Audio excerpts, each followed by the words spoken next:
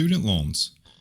Two words that can spark heated debates, sleepless nights, or even cautious optimism about future success. But what if we could rethink the system entirely? What if student loans could encourage graduation, reward commitment, and create a path for borrowers to pay off their debt faster?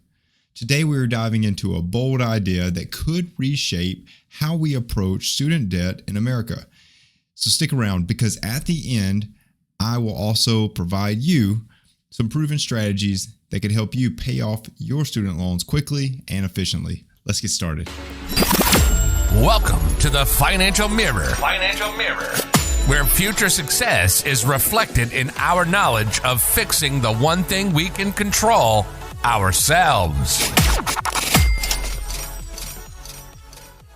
Welcome to the Financial Mirror, and thanks for joining me today as we continue to work to improve the one thing that we can control, ourselves. Here at the Financial Mirror, it is not about the numbers and spreadsheets alone, but about transforming and educating you on money so that you can make smarter financial decisions. If this is the first time you are joining in, don't forget to hit subscribe on YouTube to be notified of all the new episodes as they release. If you're listening to this on Rumble, don't forget to follow the channel and like the video. And on any podcast platform of your choice, don't forget to like and subscribe to the podcast. So today we are going to look at student loans. And this is just a little idea that I've come up with. And hopefully something like this starts to happen. It's all kind of stemmed from this article, and I'm going to go over it about how we could see there was a bill proposal from someone in Congress that said, hey, let's cut student loan rates to 1%. And so it kind of just had me thinking, okay, if you cut loan rates to 1%, does it help, right? And in the article, it talks about, but would it help? And it kind of stems that question out. Because student loans are a huge issue, like really big issue. Over 43 million Americans owe around $1.6 trillion collectively in student loan debt. The average borrower out there right now is carrying upwards of around $37,000 in student loans. So you can see there is a huge problem when it comes to student loans, $37,000, and that's not including other debts they could have, like car loans, credit cards, and things of that nature. But what if you really break this thing down, right? $37,000 is a lot, but $30,000 on a 6.5% interest student loan over 10 years could be around $10,000 in interest alone, tacked on top of your already $30,000 balance. So what could change it? So that really made me start to think about things, and I had this grand idea, and I'm curious of your thoughts about how this kind of would go. But I've got this idea for how you could change the student loan system to encourage people to be successful, encourage people to finish what they started, encourage people to pay less and graduate more. Because graduates typically see higher lifetime earnings, which in turn makes that easier for them to repay their loans. On the other hand, dropouts often struggle to repay even if they have a smaller balance due to their lower earning potential. So the big question becomes, how can we create a system that works better for both borrowers and the economy, right? Borrowers and the economy, because I hate to tell you this, but this is a business. Student loans is a business, and it really adds income, revenue to the federal government. Those are not zero cost loans, right? There's some interest tacked on there that performs, as a revenue stream for the government. But how can we deal with it? So like I said, this all kind of stemmed from an article I found on Forbes. Congress member wants to cut student loan rates to 1%, but would it help? And it goes through a lot of information down here that talks about, interest rates are around 6.53%. Goes through a bunch of different ideas around this 1% Affordable Loans for Students Act. And, could that pass or could that not?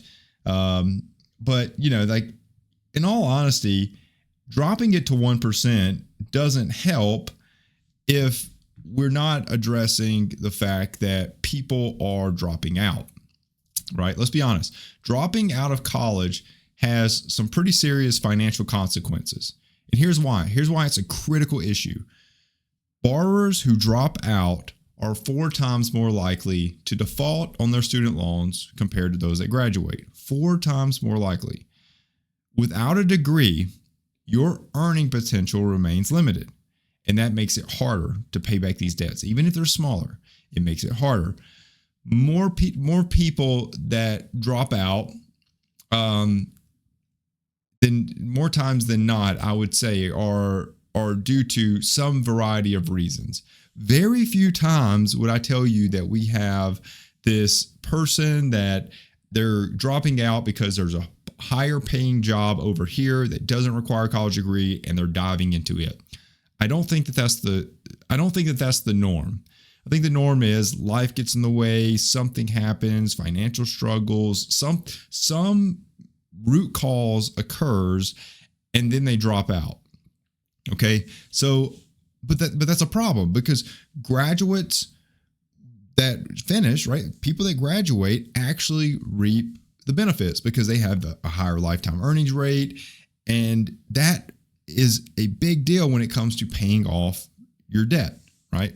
And so for dropouts, loan repayment becomes this like burden, and instead of it being a stepping stone for them to propel their lives forward, it becomes a burden that they are dealing with for 10 and sometimes 20 or 30 years after the fact. And they may not have even graduated.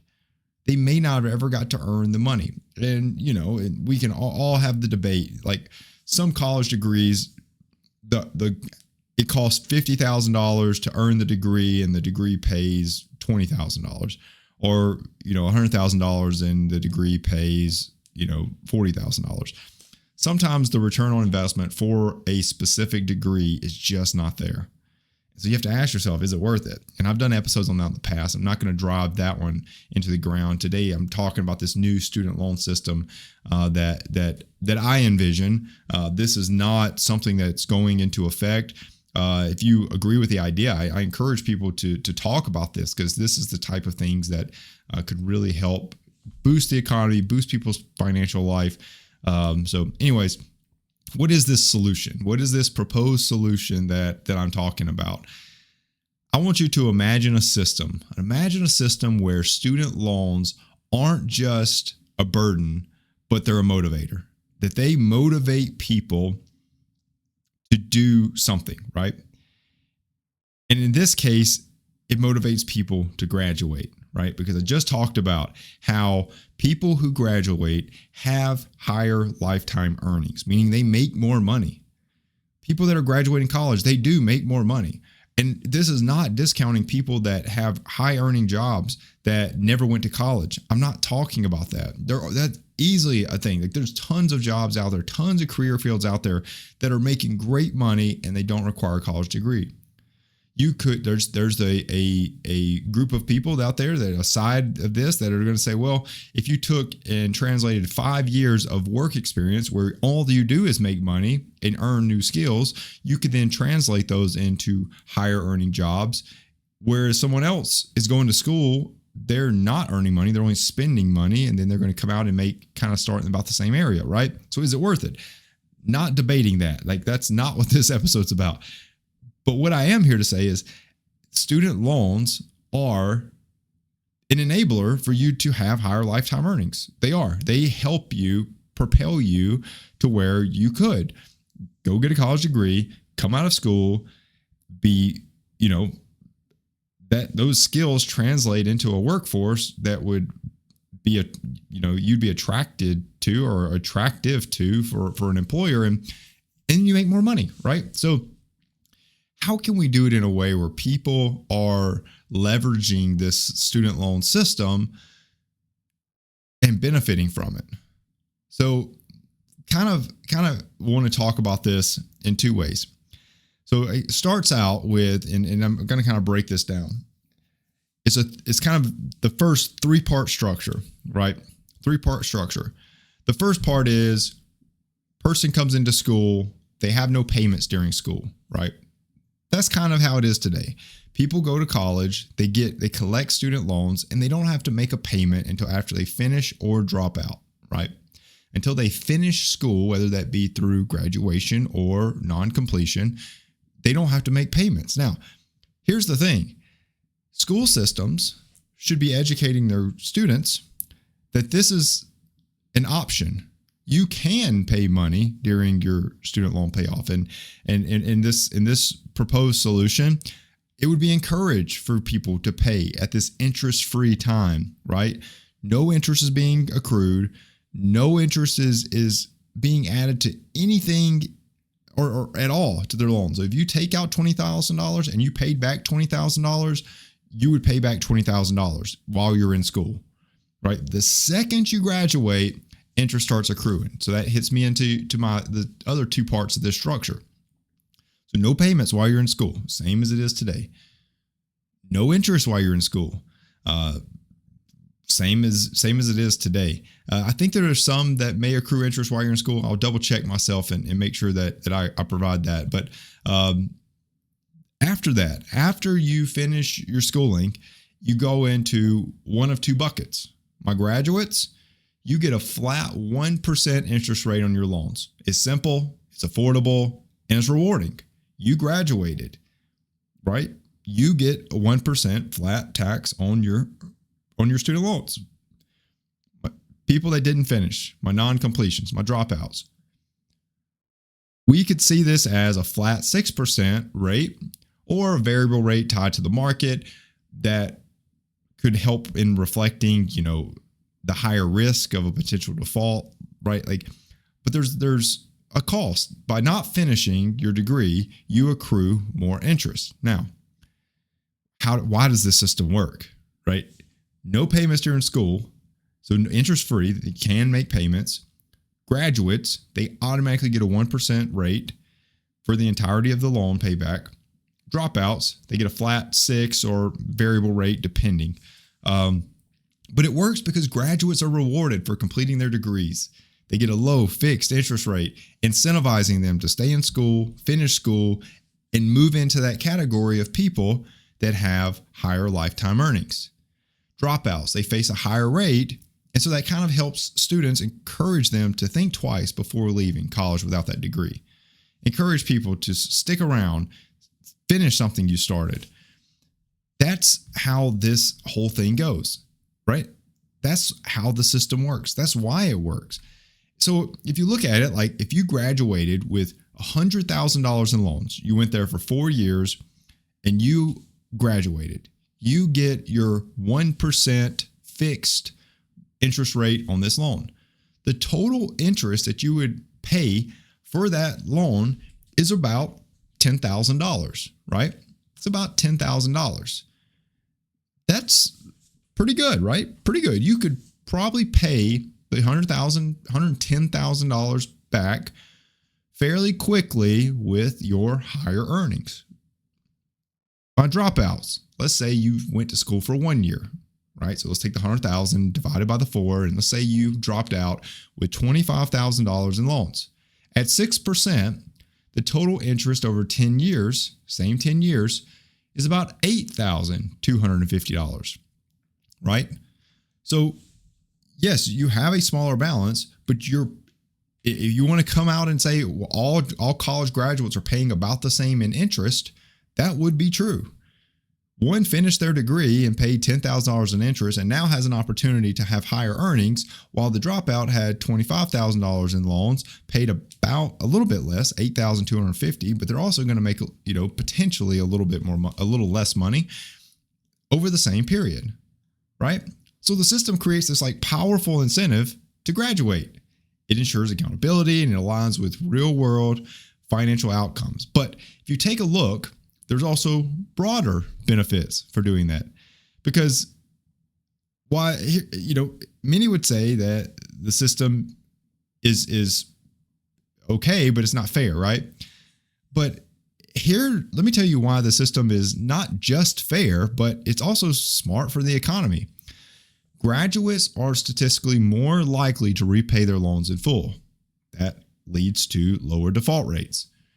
A 1% rate would ensure that loans remain affordable, even if you have a larger balance. So even if it takes you more years to become a doctor or a lawyer or other jobs that take a little bit longer to finish, higher level engineers, all of those type of jobs, it gives you an opportunity to finish and be rewarded for finishing that, and by giving you that lower rate.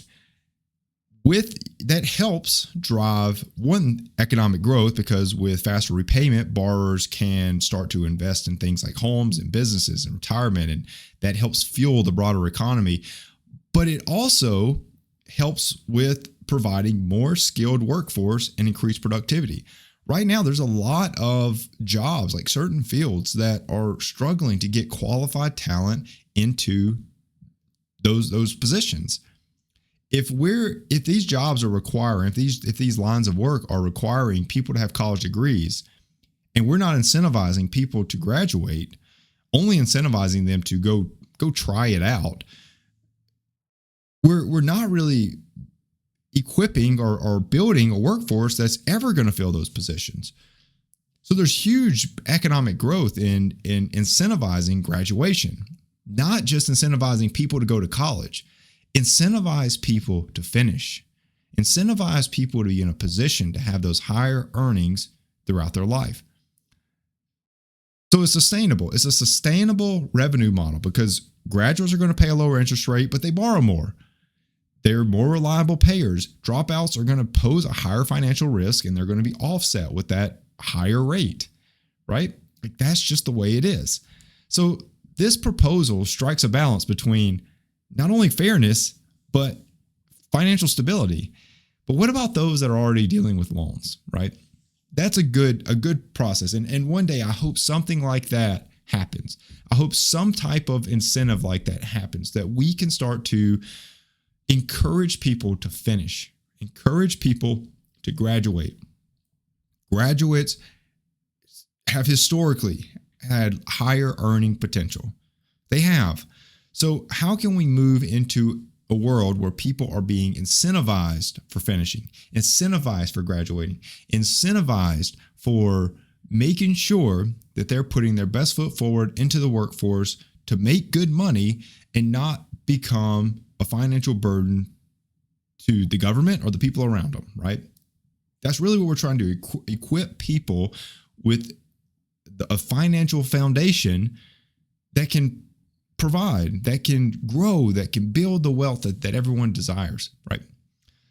But some people, like that little, scenario, my little proposal there is not in effect. So maybe you're already struggling with student loan payments, and I just wanted to quickly just run through 6 things that you can do to pay off your student loans quickly and efficiently, because they're not going to go away, right? We've talked time and time again about financial help from the government, student loan forgiveness. Like, we've talked about it. I'm telling you, like, there is minimal chance that would ever happen. Minimal chance that would ever happen. There's been little one-off cases. I got it. Like ITT Tech students, where the school was like doing something that made them go, head over, upside down in financials or whatever, and they had to go out of business, and people had loans with them, and they forgave those. Got it. But for the general public, student loans are not going to go away. Student loans are not going to be forgiven. Price of college is only going to go up, because right now it's like this circular motivation for the school. People borrow more money. Because students have more money, we can charge more money. Now schools are making more money, which makes students have to withdraw more money and take on more debt. But now they need more debt to go to, like, it's like this weird like continuum where schools have an unlimited ceiling for how much they can charge. So they're not going anywhere. So now that you have them, how can you tackle them? How can you get rid of them? Well, the first thing is probably the most obvious thing, but you've got to pay more than the minimum payment. An extra $50 a month can save you thousands of dollars in interest over the life of your loan. So start paying a little extra, $20, $15. Find a little bit that you can pay extra and save that money in interest. The second thing you can do is you've got to stick to a budget. You've got to clearly prioritize debt repayment and avoid unnecessary expenses. You've got to prioritize getting out of debt. You've got to prioritize getting rid of your student loans. They're not going to just go away. The third thing is you cut back on your spending. Small little sacrifices, like right now, if you're getting 5 cups of coffee today at Starbucks, or a day at Starbucks, not today, a day at Starbucks, cut it back to 3, cut it back to 2. Start really cutting back because those things can add up. Number 4 is you've got to increase your income. You've got to go learn new skills, side hustles, freelancing, or maybe just ask your current job for a raise. That can give you an extra boost to pay down your loans faster. The fifth thing that I would do is I would put together a debt payoff plan. You need a debt payoff plan. You need to know when that finish line is. When the clients I work with come to me with debt, one of the greatest assets that I can provide to them is a finish date, a finish line where they can say, I don't want it to take that long. I want to do it in this time, and we can update that plan. We can build that plan to accommodate what time frame are you looking at?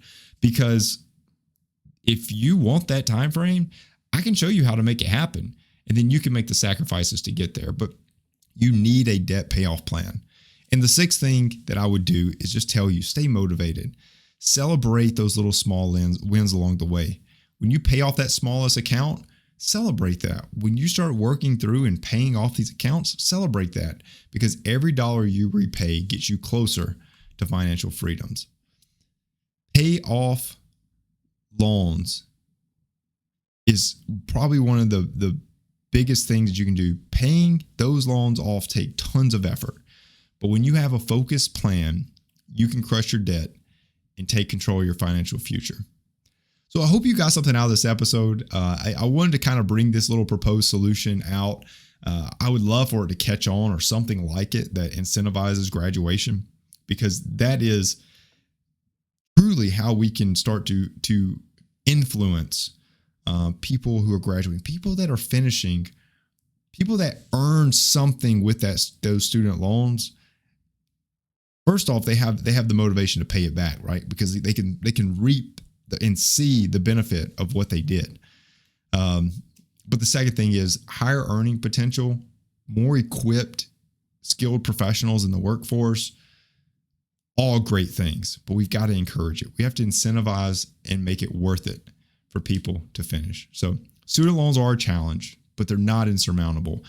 With a smarter system around student loans and some proven strategies, we can make the path to repayment clearer, fairer, and more effective, right? So what do you think of the proposal? Could it work? Could it work? I would love to hear your thoughts. Share those below. Let's keep the conversation about student loans going. What are some of the things you're doing to pay off your student loans? Maybe you've already been through it. What could this system have helped? Could this little proposed solution been something that really had propelled you forward? But I'm curious. I'm curious of everyone's thoughts. So don't forget to like, share, and subscribe for more ideas about tackling some of life's biggest financial challenges. I look forward to creating these episodes, and I've got some good ones coming up for you.